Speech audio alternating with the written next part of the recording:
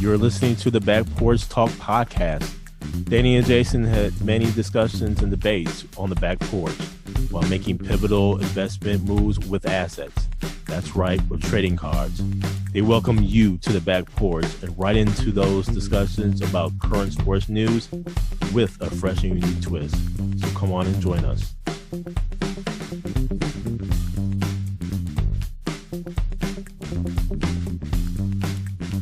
Welcome to the Back Porch Top Podcast. I'm your co-host, Jason. Co-host, Danny. Fans, we got a action-packed show for you today. There's something about the Milwaukee Brewers, a little NBA news, and a shout-out to a great.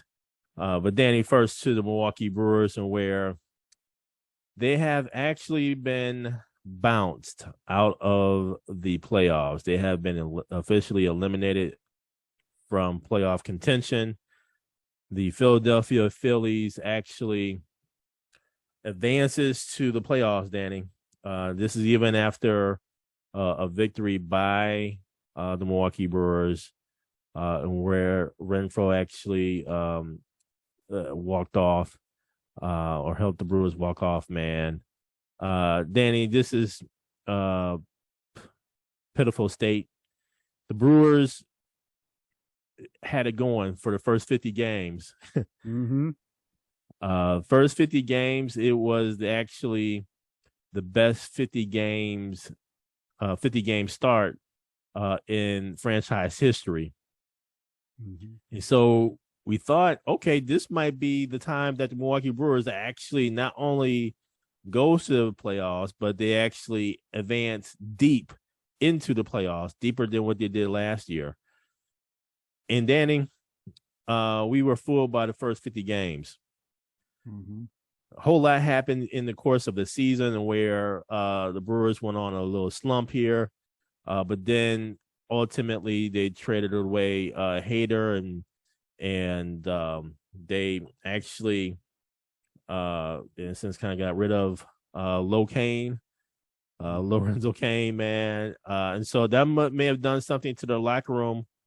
And everything, and unfortunately, the Brewers, for the first time since 2017, will not be in the playoffs.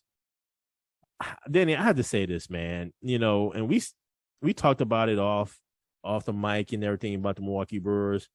They just didn't have no offense for me, man. Yep.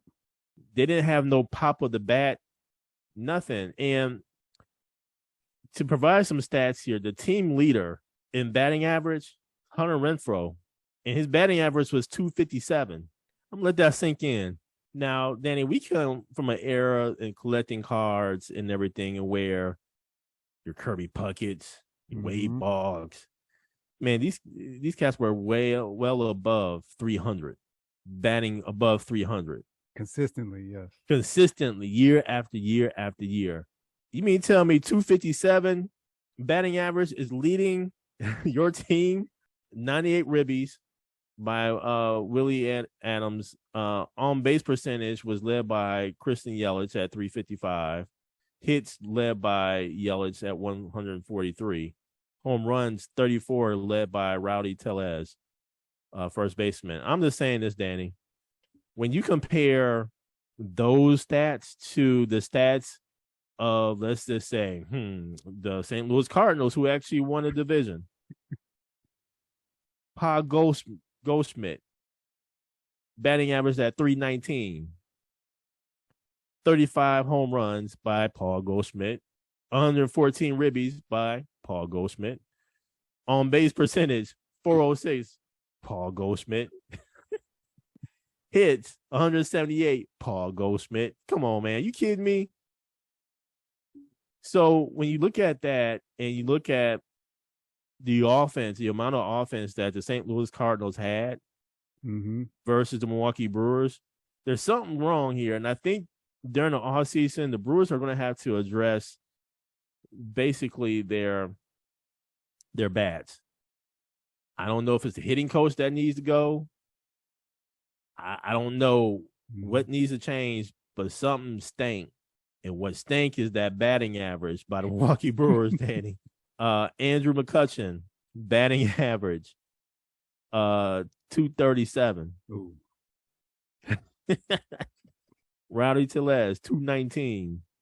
I mentioned Andrew McCutcheon. I already mentioned Hunter Renfroe, who led the team, 257. Ironically enough, they actually did good in terms of the amount of runs per game when you rank them against the rest of the league. But the batting percentage sucks. Mm-hmm. And so, Danny, it's frustrating because you want to see a team improve constantly year after year, try to make their way into the playoffs and advance in the playoffs round by round. Milwaukee Brewers just wasn't doing it, man. So back to the drawing board. What say you? For them, how hot they started, Scott, it was World Series or bust at the beginning when they started off hot. But everyone knew the bats were an issue. Even though they started off as hot as they did, they still were struggling to get runs and be consistent. And obviously that it reared its ugly head this past weekend against the Miami Marlins, who had nothing to play for. And they took 3 or 4. When you take 3 of those games, come on, man, you at least make the playoffs, which generates revenue for the Milwaukee area, has people working, so on and so forth. So a lot of blown opportunities here. And this was tough just to watch. And I'm curious now, not only the hitting coach, but what do they do with Counsell? Do they give him a pass because he is the all-time leader in wins as a manager? Do they give him another year to see if he can rectify the situation and bring in some people to fix the offense, pairing with the general manager, Stearns, bringing in some offense, some bats? I don't know what flexibility they have because of Yelich's contract. And they have Corbin Burns, who's a free agent. I'm not sure if they're going to resign him or not. So they have a lot of big decisions this offseason, which it could pivot, go bad, or they can still be competitive. So you want to stay competitive. You're in a small market, and this was a golden opportunity they let slip through their fingers this year. And I'm curious what they do now, man. They have a lot of big decisions this offseason, and obviously the fans will be watching because to fall apart the way they did and watch St. Louis do what they do every year. Start off a little slow, pick it up a little bit around July, and then hit the gas in August. And they don't look back. And to have someone like Goldschmidt, what Goldschmidt put up this year is what they need Yelich to be doing as much money as he's making. He's the bell cow. He needs to be the one putting up those similar numbers, because that puts them in a bind because they're obligated to the contract. And you, like I said, watching Goldschmidt do what he does, being consistent and putting St. Louis in a position to do well and go far in the playoffs. So tough season. Like I said, we'll see what they do with Counsell. I think they give him another year, see if he changes some things around on his staff, and see what they do from a free agency perspective and bring some bats in. And now, Danny, on to the NBA, where it's preseason time. Preseason here, which means that the start of the NBA season is right around the corner. We are almost here, man. And just a whole lot of news happening over the past couple of weeks. Obviously, the main one is the year-long suspension of Ime Udoka, the head coach of the Boston Celtics, due to an inappropriate consensual relationship with a staffer. And so now Joe Mazzulla has been named the interim head coach.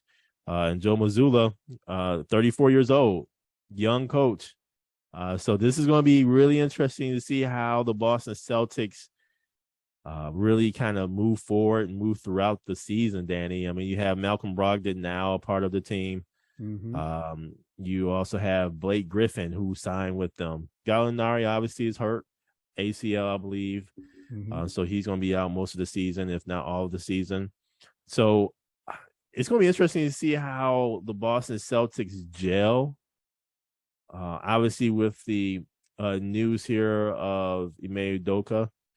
But then not only that, but it's going to be interesting to see how they fare in the Eastern Conference, man, because the Eastern Conference is stacked and loaded. And so these teams going to be really wicked, man. And so I'm really interested to see how this really turns out, Danny. What say you? Jason, this one's tough, especially coming off a championship run and the momentum they were building coming into the season. There were some things going on with the whole KD rumors for Jaylen Brown and a couple other things going on. Gallinari getting hurt in the World Championships. The ACL really, I think, forced them to get Blake Griffin to get that depth and get that power, that big man they needed. Obviously, Blake Griffin is not the same, but he can give you some good minutes, like 15, 20 minutes. The big thing is, though, bringing in another coach, another style.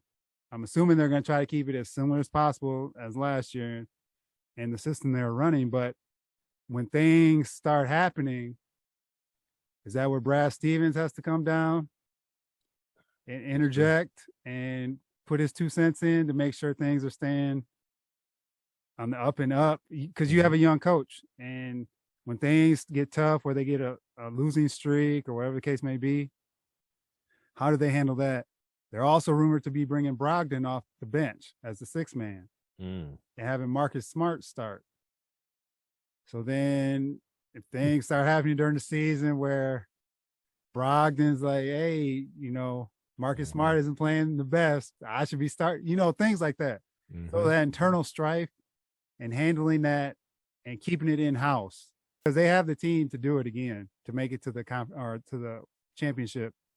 I'm assuming the Bucks will come back and be rejuvenated to make that run again, but Boston has the guns to hang with them. Like you mentioned, we'll see what the Nets bring. The 76ers, Harden's in shape. Cavaliers. So with this preseason starting, we can at least get a preview of what's coming up from the season and who's going to be ready to roll once the season starts. So a lot going on in Boston, man. And yeah, we'll see how resilient they are and if this impacts them and how big it may impact them. And Danny, I know it's preseason and everything, but we got to talk about these Lakers, man. Saw last night, man, that they got blown out by 30 against the Sacramento Kings. And granted, yeah, it is preseason, but you lost by 30? You kidding me? I didn't watch the game. I just saw the ending. I just saw the score.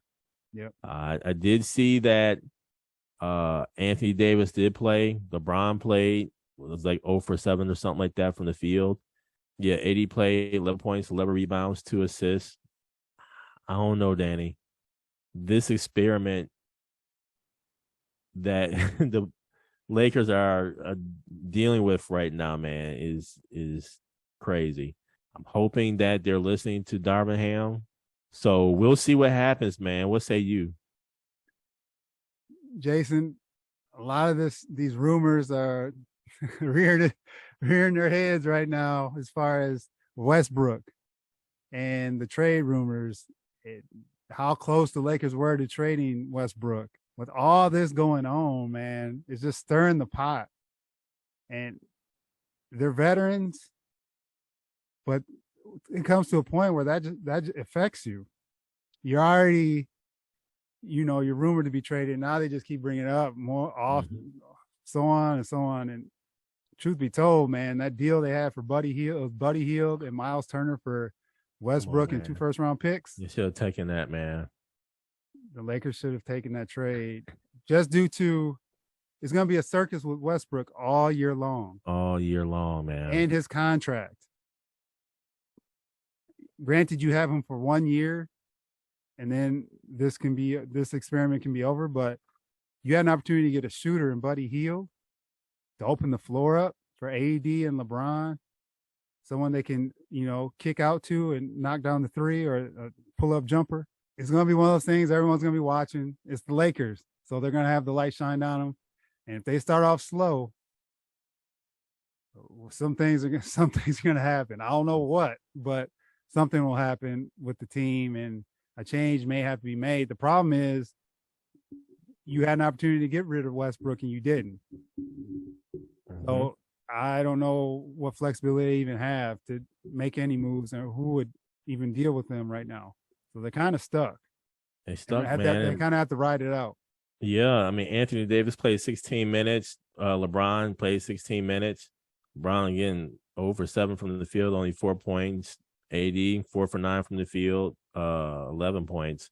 Westbrook played 16 minutes, 5 points, 3 assists. But with AD, he had 11 rebounds as well. So I don't know, man.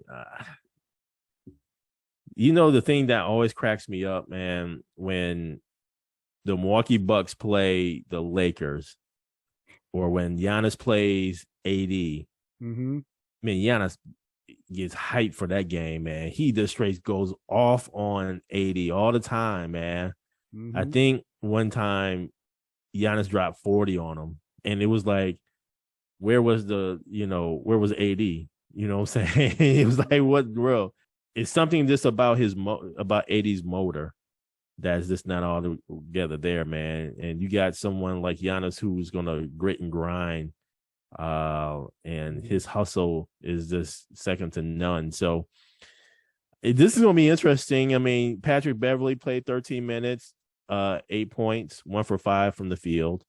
We got up a 3, and everything. So I don't know, man. This is going to be interesting. Scottie Pippen Jr., 15 minutes, 2 for 7 from the field, 4 points. They got some young talent that needs to be developed. Thomas Bryant, 19 minutes, 5 points, 3 rebounds, man. They got some young talent that I think they can mold into something special. But, man, I don't know, Danny. This is going to be interesting to see how Darvin Ham does for his first coaching gig. We all love Darvin Ham, what he did for the Milwaukee Bucks as a player and as a coach. But, man, this is going to be a tough challenge for Darvin Ham, especially if they don't want to play no defense. And lastly, Danny, Roger Federer calls it a career. What an outstanding career. 20 major titles. Man, he has gone down as one of the greats.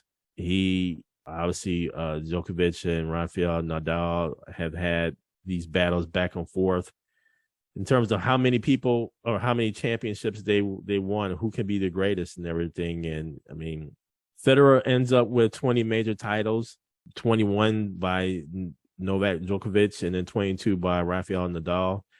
Ironically enough, the last match of his career, he partnered and teamed up with Rafael Nadal, and they lost to some young talent and all. But nonetheless, man, a great career by Roger Federer. Kudos to you, sir, on a whirlwind journey of a career. Thank you for joining us at Back Porch Talk Podcast. You can also join us on Twitter by tweeting us at @back_podcast. For more information, you can go to our website, which is backporchtalkpodcast.com. You can also email us at backporchtalkpodcast@gmail.com. Again, thank you for joining us, and remember that there's enough hate in the world, so go ahead and spread a little love.